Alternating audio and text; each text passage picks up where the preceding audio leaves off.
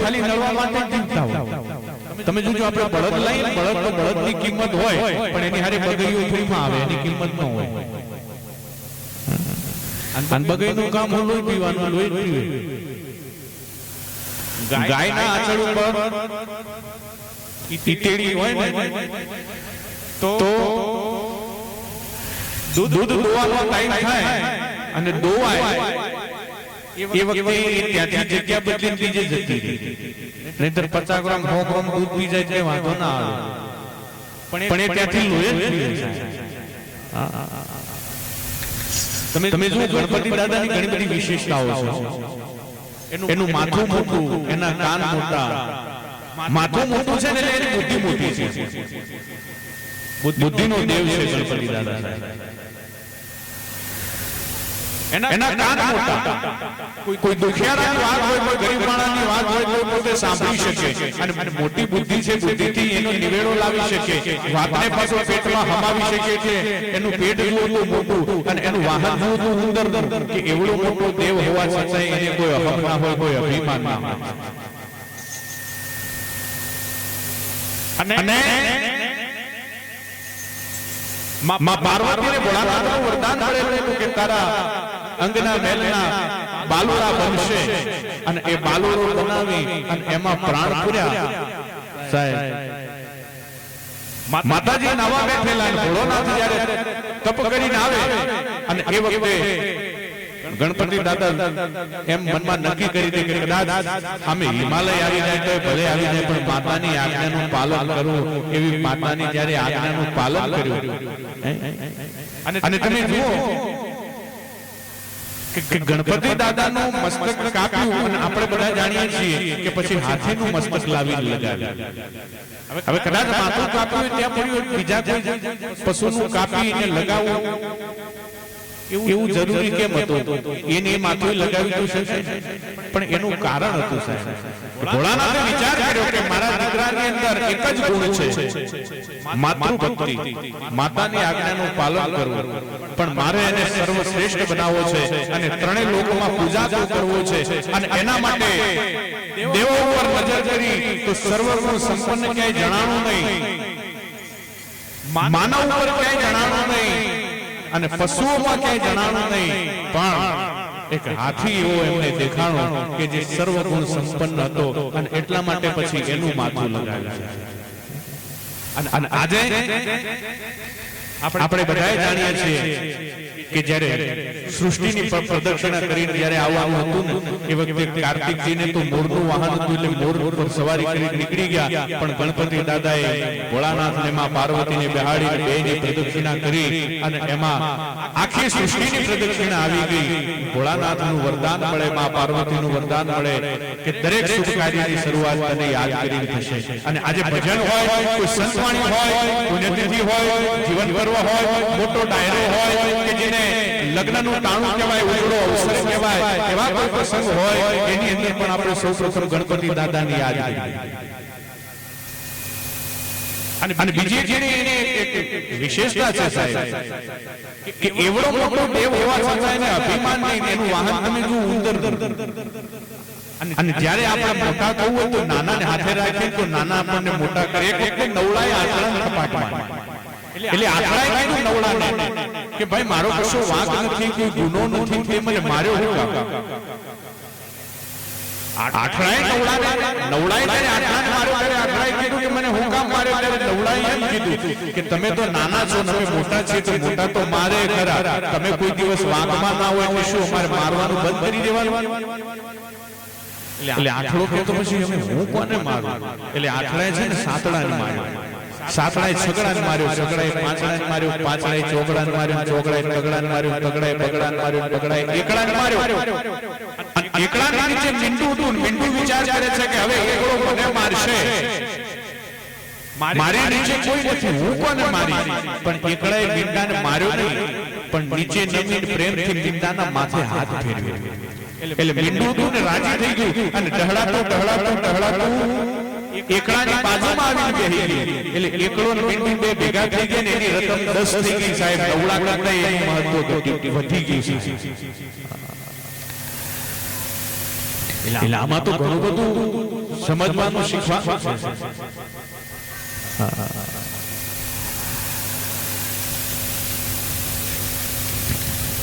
પ્રિય બોલવું દાતારી સજ્જનતા સુરબન એતા અભ્યાસે ના મિલે વિના કૃપા ભગવાન. તમે જો ગામની અંદર જેટલી વસ્તી રહેતી છે ને બધી કદાચ અહીંયા નહીં આવી હોય. આ તો જેના ભાગ્યમાં હોય ભજન સાંભળે ભજનમાં બેહે. એક ભાઈએ ભજનમાં લેટ પડ્યા એટલે વક્તાએ પૂછ્યું કેમ તમે મોડા આયા? એટલે કે મારું છોકરું હંગામ થતું હતું તેને સમજાવવામાં વાર લાગી, બેટા તારે ત્યાં ના આવે, તારે ત્યાં ના આવે. એટલે કે હાથે લેતા હોય છોકરાને એમાં વાંધો શું હતો? એટલે કે ના, કેમ કે એને અહીંયા લાગી પછી ભગતડું થઈ જાય, એને ભક્તિ લાગી જાય. તો કે તમે કેટલા ટાઈમથી ભજન સાંભળો છો? એટલે કે હું 25 વર્ષથી સાંભળું છું. તો કે તમને 25 વર્ષમાં ભક્તિ લાગી? એટલે કે ના. તો કે તમને 25 વર્ષમાં ના લાગી ને એક દાડામાં લાગી જાય ખરી? એક વખતે પાંત્રી આંબાનો બગીચો તો ચોકીદાર ચોકીદારનું ધ્યાન રહ્યું નહીં અને અળવીતો છોકરો આંબા ઉપર ચડી કેરીઓ તોડવા માંડ્યો. એટલે એમાં ચોકીદારનું અચાનક ધ્યાન પડ્યું એટલે કીધું એટલે કે નેવું તું શું કરી લે હો? એટલે કે નેવું તાર બાપાને કહી દે, મારી તોડી નાખશે. એટલે કે જો મારા બાપાને કહેવું હોય તો ઘેર ના જતા બાજુના ઓબા ઉપર સુઈ લો. બાજુના ઓબા ઉપર એને બાપુ બેઠેલા. બોલો, ઘણી વખતે એ નક્કી ના થાય ફરિયાદ કોને કરવી. એક છોકરો તો બજારમાં છૂટા પથરાવલા એટલે એક સમજણા માણસે જઈને એના બાપાને ફરિયાદ કરી કે ભલા માણસ તમારા છોકરાને સમજાવો, બજારમાં છૂટા પથરા નાખે છે, કદાચ કોકના ખોપડા ફાડી નાખશે. પેલા જવાબ ના લ્યો, પેલા ફરીથી કીધું કરે ભલા માણસ પહેરા ત્યાં છો કે શું? તમારા છોકરાને સમજાવો, કદાચ કોકના ખોપડા ફાડી નાખશે. અને ત્યારે પેલા એટલું કીધું તમને પથરો વાગ્યો? એટલે કે યાર હું જરીક રહી ગયો તો કે મારો છોકરો ના હોય, કે મારો છોકરો હોય તો ખોપડા ફાડી નાખે આ પાયડા ના હોય. બોલો, એટલો તેલ બાપાને હમ હતો છોકરાઓ. એક વખતે એક છોકરાને બાપાએ કીધું કે બેટા ટપાલ લખવી છે તે જા પોસ્ટકાર્ડ લેતો હોય કે લાવો બાપા પૈસા. એટલે કે પૈસાથી તો બધાય લાવે, મફત લાવે મારો છોકરો કહેવાય. અને છોકરોએ બાપાના ઉપર બે પાવડા વાળેલો હતો. ઉકેડામાંથી કોકનું જૂનું પોસ્ટકાર્ડ લઈને આલ્યું કે લ્યો બાપા લખો. એને બાપો કહે આમાં તો લખેલું છે. એટલે કે કોરામાં તો બધાય લખે, લખેલામાં લખે ને મારો બાપો કહેવાય. બોલો, એક વખતે મહેમાન આયા, છોકરાને એના બાપાએ કીધું કે બેટા મહેમાન માટે કઈક લેતો આય. છોકરો રિક્ષા લઈને આવ્યો. બોલો, મહેમાનને બેહાડી મોકલી દીધા. એને બાપો કહેલા તો તને જોવા માટે હગી કરવા આયા અને બાઈક લઈને પાછળ દોડ્યો પણ બસ સ્ટેશન સુધી કે હાથમાં ના આવ્યો. બોલો,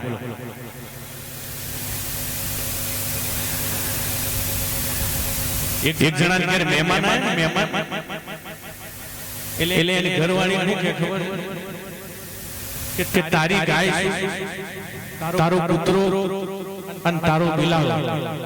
પણ આપણા ઘેર જે મહેમાન આવ્યા છે ને એને ઘેર કે મેં 15 વખત ભાણું માંડ્યું છે. આના આજ કે પહેલી વખત આવ્યા છે એટલે કે આજ કે એમનો ટાઈમ હાચવી લે હો. એની ઘરવાળી કે ત્યાં ધંધો ક્યારથી શરૂ કર્યો?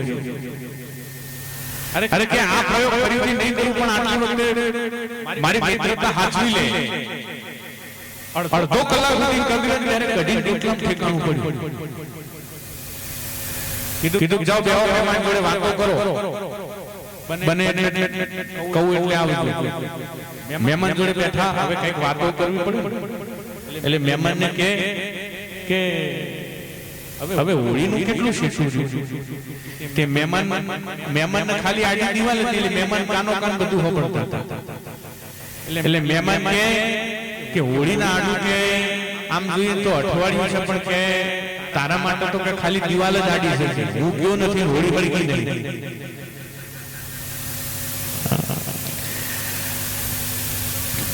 ઘણા ઘરમાં જોરદાર પરિસ્થિતિ થતી હોય અને જેવા જેના વ્યવસાય હોય એવા એવા ઝઘડાય હોય. દરજી હોય દરજી એના ઘરમાં ઝઘડો થાય ને એટલે એમને એની ઘરવાળી શું કે ખબર છે? દરજીની ઘરવાળી એમ કે જ્યારે મારે પિયર જવાની વાત આવે એટલે તમારું મોઢું શિવાઈ જાય છે. વકીલના ઘરમાં ઝઘડો થાય ને વકીલના ઘરમાં એટલે વકીલની ઘરવાળી એમ કે તમારી દલીલો કોર્ટમાં ચાલશે, અહીંયા તમારી દલીલ ચાલશે નહીં. જેવા જેના વ્યવસાય એક હમણાં વકીલ હતા, ભાડેથી રહેતા હતા ભાડેથી રહેતા હતા એમાં એમની ઘરવાળીએ કીધું કે હવે ક્યાં સુધી ભાડા ભરવા છે, હવે પોતાનું મકાન લેવાનું કરો. એટલે કે ગાડી શાંતિ રાખ, હમણાં એક છૂટાછેડાનો કેસ હાથમાં આવ્યો છે એટલે એનું ઘર ભાગી જાય છે, આપણું વસી જાય. બોલો, ગમે તેમ કરીને વસાઈ દેવું.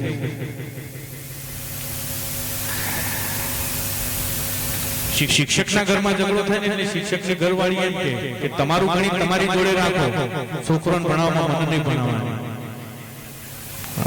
કોઈ શિક્ષક હોય તો માફ કરજો, કારણ કે અમે આ બોલવા બેસીએ એટલે બધાની પછી વાતો આવી જાય. એમાં કદાચ કોઈ વકીલ નહીં આવી જાય, ડોક્ટર નહીં આવી જાય, શિક્ષક નહીં આવી જાય, અમારી કલાકારો નહીં આવી જાય. લ્યો ને અમારી જ વાત કરું, હમણાં એક ભગત હતા ભજન ગાતા હતા, ઘરવાળી ગમ્યું નહીં, છૂટું ધોઈકાણું માર્યું, કપાળમાં વાગ્યું. એનું ભજન કરી ગયું કે રોઈ રોઈ કોને રે હમણાવું. તેટલામાં એને બાપો આવ્યા કે વે તારી બાને હમણાં, હા કે તારી બાને હમણાં. એમાં પાડોશીએ ડૂબડું કરી દીધું કે કરેલા કર્મના બદલા દેવારે પડે છે, એ દેવારે પડે છે, અંતે હવને નડે છે રે. કારણ કે અઠવાડિયા પહેલા પાડોશીના ઘરમાં આને એવું ડૂબડું ચોપ્યું હતું કે અઠવાડિયું ઝઘડો ચાલ્યો હતો. એટલે કે આ કરેલા કર્મના બદલા તાર ભોગવવા પડે. બોલો, ઘણા એવા કોઈ અંગારો લેવા માટે જાય કે ધૂપ કરવા માટે અંગારો આપો એટલે અંગારો ત્યાં મૂકતા આવે, પાછા હાહુ ચડાઈ આવે, વહુને ચડાઈ આવે, 2-3 દાડા સુધી પછી ઝઘડો ચાલ્યા જ કરે. આ તો કઈક માનવ, કઈ મનગડા, કઈક દાદાને કોઈ ઢોર, કોઈ દરબારે દીપતા, કોઈ સાહેબના ઘરના ચોર. એક આવે સુપજે, એક આવે કોઈ ખાય, એક વિદેશ વશોનો વીરે, એક પાહે ન પોહાય, આનંદ કે કર્માનંદાર માણ હે ફેર, એક લાખો દેતા ન મળે બીજા ત્રાબિયા. એક માણસ આવે એટલે આપણને હરખ થઈ જાય કે મારો ભાઈ આવ્યો, મારો ભેરુલો આવ્યો, મારો દોસ્ત આવ્યો. અને એક માણસ આવે ને એટલે આપણું મોઢું ઉતરેલી કઢી જેવું થઈ જાય કે આ ભાગ્યો ક્યાં. એક પાસે બેઠો પોહાતો ન હોય અને એક વિદેશમાં વહતો હોય તો વિહરતો ન હોય. એટલે કીધું છે કે આ તો માણસે એક લાખો દેતા ન મળે બીજા ત્રાબિયા. પણ આવા દિલોજાન આત્માઓ જ્યારે મળ્યા હોય, દિલોજાન જનતા થોડા સમય અગાઉ ઉમતામાં કાર્યક્રમ કર્યો હતો અને એના પછી પ્રિતેશભાઈનો સંપર્ક થયો અને ફરીથી તમારી સમક્ષ આવવાનું મારે થયું છે. એટલે મને દાદુ સંતની એક વાત યાદ આવે કે 4 મિલે 64 ખીલે દિશા જોડા જોડ. તમને બધાને એમ થાય કે દાદુ સંતે આ શું કીધું છે, પણ 4 મિલે એટલે કે આપણી બે આંખો સામેવાળાની બે આંખો ભેગી થાય એટલે કવિ કે 4 મિલે. આ 4 નું જેવું મિલન થાય ત્યારે 4 મિલે તો 64 ખીલે. 64 શું ખીલે તો 32 દાંત આપણા અને 32 દાંત સામેવાળાના ખીલી ઉઠે. એટલે 4 મિલે 64 ખીલે અને દિશા જોડા જોડ. આપણા બે હાથની આંગળીઓ ભેગી કરીએ, સામેવાળાની બે હાથની આંગળીઓ ભેગી થાય, હાથ મિલાવીએ, રામ રામ, જય શ્રી કૃષ્ણ, જય માતાજી, જે કહેતા હોય તે કરીએ. એટલે આપણા બે હાથની 10 આંગળીઓ, સામેવાળાની 10 આંગળીઓ, 10 ને 10 વિસા જોડા જો. પણ આ બધું ક્યારે થાય કે દાદુ દિલ સે દિલ મિલે તો ખીલે 7 કરોડ. 7 કરોડ શું તો 3.5 કરોડ રૂવાડા આપણા શરીર પરના અને 3.5 કરોડ રૂવાડા આપણા સ્નેહીજનના જ્યારે ખીલી ઉઠે ત્યારે એને કવિ કે ખીલે 7 કરોડ. અને ખરેખર તમારી સમક્ષ અહીંયા રજૂ થવામાં મને તો મારા તો 3.5 કરોડ રૂવાડા ખરેખર ખીલી ગયા છે. અને હજુ અમારા તાનસિંહભાઈને સાંભળશો, આખો એક કાર્યક્રમ માણશો એટલે મને એવું લાગે છે કે તમારા 3.5 કરોડ રૂવાડા ખીલશે. હવે મને પ્રિતેશભાઈએ વાત કરી હતી કે થોડો મોદી સાહેબનો અવાજ પણ રજૂ કરજો. એટલે થોડો તમારી સમક્ષ મારે આપણા પીએમ સાહેબનો અવાજ રજૂ કરવો છે અને ત્યારબાદ વળી પાછું ભજનની ધારા ઉપર જવું છે. અને જેમ બેઠા છો ને બધા બેસજો. હમણાં અમારે જસુભાઈને વાત કરી હતી કે મહાપ્રસાદના દરિયા આવી જાય અથવા તો ગોટા આવી જાય એના પછી 100 રૂપિયા આપો તો બેહે નહીં. પણ એવું તમે ના કરતા હો. હા તમે બધા બે જો મોદી સાહેબ આવે એટલે મોદી સાહેબ પહેલા એમની ટીમ આવે બધું ચેક કરે બરાબર છે કે કેમ અને એમના પછી એમની હાથે ઘણો મોટો કાફલો હોય ઘણું મોટું આયોજન હોય ગામે ગામ બસો મૂકી હોય કે હાલો મોદી સાહેબનું ભાષણ સાંભળવા માટે અને એ બધું પાછું ફ્રી ઓફમાં હોય પણ અહીંયા આપણે વગર કોઈ આયોજન વગર કોઈ બંદોબસ્ત થોડીક વાર માટે નરેન્દ્રભાઈ મોદીને મારા ગળાની અંદર બોલાવી જો કદાચ આજે ઉમટા ગામમાં આજની સભામાં ગણેશ મહોત્સવમાં નરેન્દ્રભાઈ મોદી આવે અને કંઈક કહેશે તો બોલે તો શું કે ખબર છે સાંભળો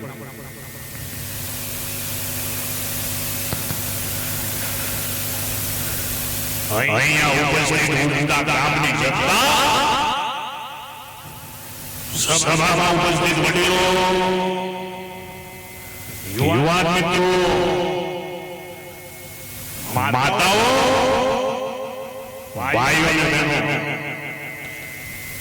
બહેનો બધા મજામાં ને કેમ છે આપણું ઉમટા ભાઈઓ દિવસ અને રાત દેશ માટે મહેનત કરું છું પણ જ્યારે આ ગુજરાતમાં આવું છું ત્યારે તમામ મહેનતનો થાક ઉતરી જાય છે કારણ કે મારી જન્મભૂમિ ગુજરાત છે મારી કર્મભૂમિ ગુજરાત છે ગુજરાતની માટે હું જીવ્યો છું ગુજરાતને મને ખોબલે ને ખોબલે આશીર્વાદ આપીને જનતાની સેવા કરવાનો મોકો આપ્યો અને દેશભરની જનતાએ ગુજરાતના વિકાસને જોઈને પોતાના દિલમાં સ્થાન આપ્યું મત રૂપે આશીર્વાદ આપીને આ દેશની સત્તાનો સુકાન સોંપ્યો ભાઈઓ આપ સૌના આશીર્વાદથી હું ક્યાંય પાછો પડ્યો છું ખરો દેશ હોય કે વિદેશ હોય ગુજરાત હોય કે ગુજરાતની બહાર હોય પરંતુ હું જે કંઈ છું એ આપના આશીર્વાદ ભારત જ્યારે આઝાદીના 100 વર્ષ પૂરા કરે ત્યારે દુનિયાના દેશો એ ભારતને વિકાસશીલ નહીં પરંતુ વિકસિત ભારત તરીકે જોવે એવું આપણું સપનું છે ભાઈઓ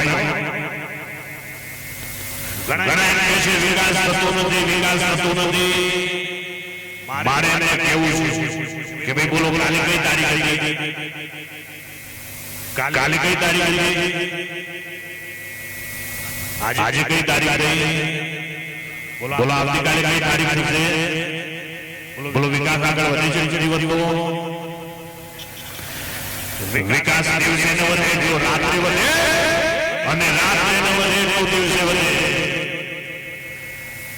ઘણા એમ કહે છે કે વિકાસ ગાંડો તો છે મારે એને કહેવું છે કે વિકાસ ગાંડો નથી થયો પણ ગાંડા બાવળ વાવીને તમે વિકાસને ગાંડો કરો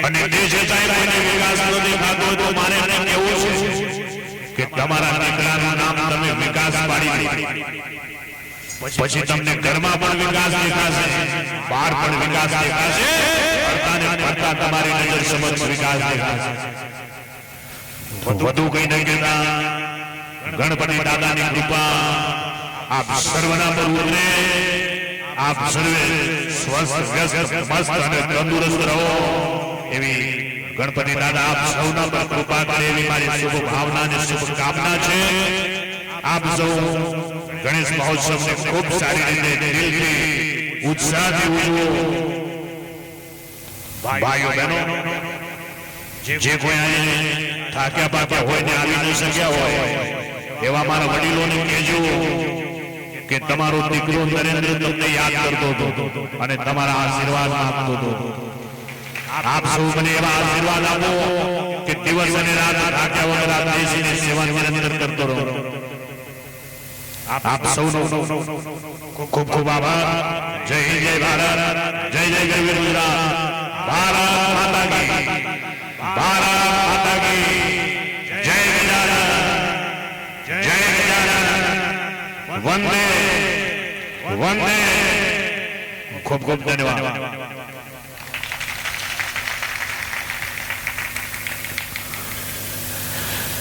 હવે મોદી સાહેબ મારા ગળામાંથી વિદાય લઈ ચૂક્યા છે હો.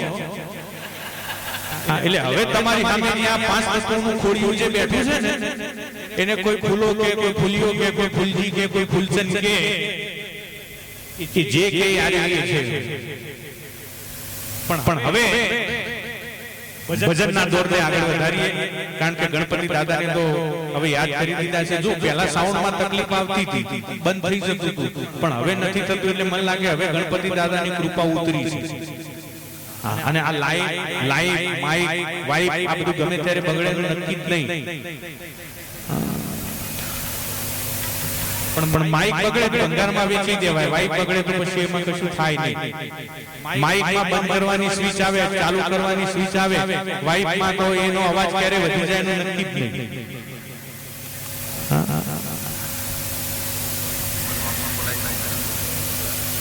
અને આ માઇક છે ને એની સામે બોલાય અને ખાલી જગ્યા બોલાય નહીં, સમજ્યા? નહીતર ઘણા માણસો છે ને પેલા હાવજ જેવા હોય.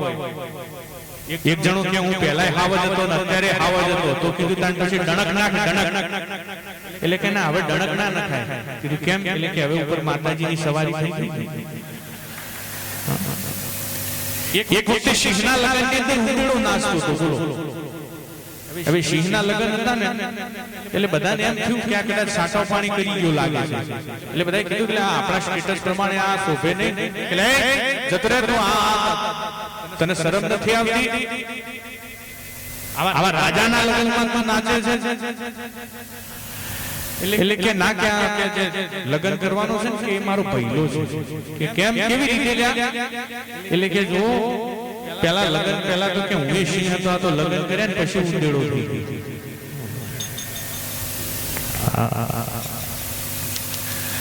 તો ગણપતિ દાદાને યાદ કર્યા. હવે ગણપતિ દાદાના પિતાજીને કહેવાય એવા ભોળાનાથને યાદ કરીએ.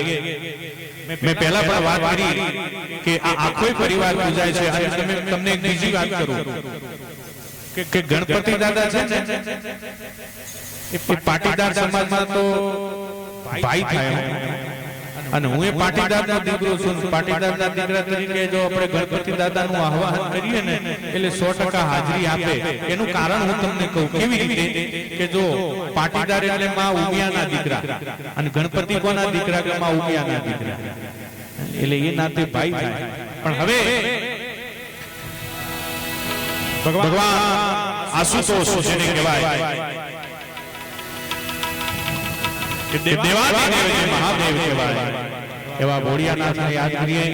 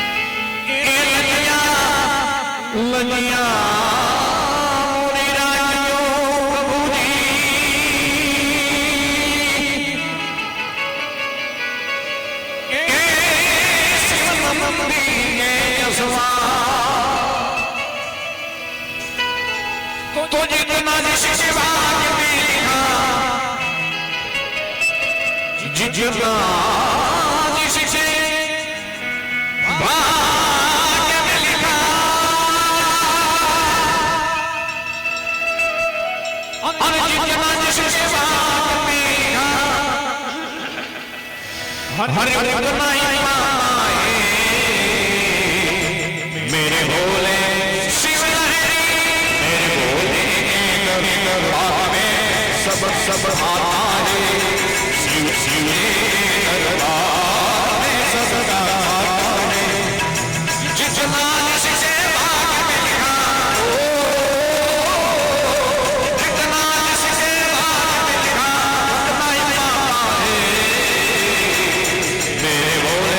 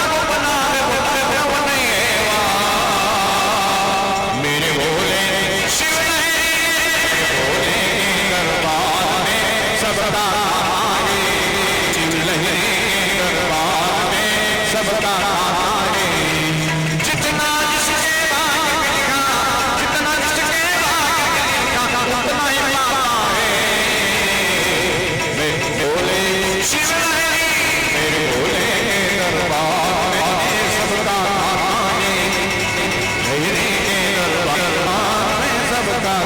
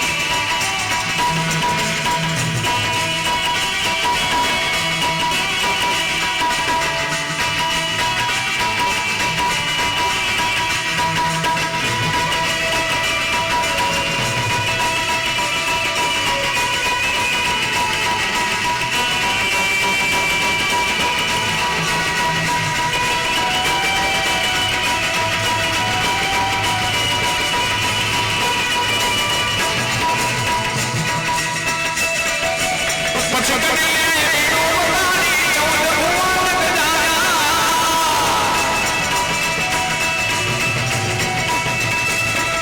મોરલે વાલે યાવારે, મોરલે વાલે જા. ઓ મોરલે જાઓ વાજવાની.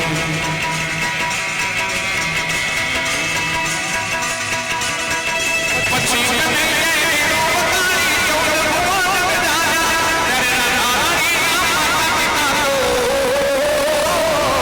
રાધારાણીના માતા પિતા તો પગે લાગતા રાધા કૃષ્ણના વિવાહ થયા ને લોકો બોલ્યા કનૈયા જા કનૈયા જા કનૈયા જા કનૈયા જા કનૈયા જા.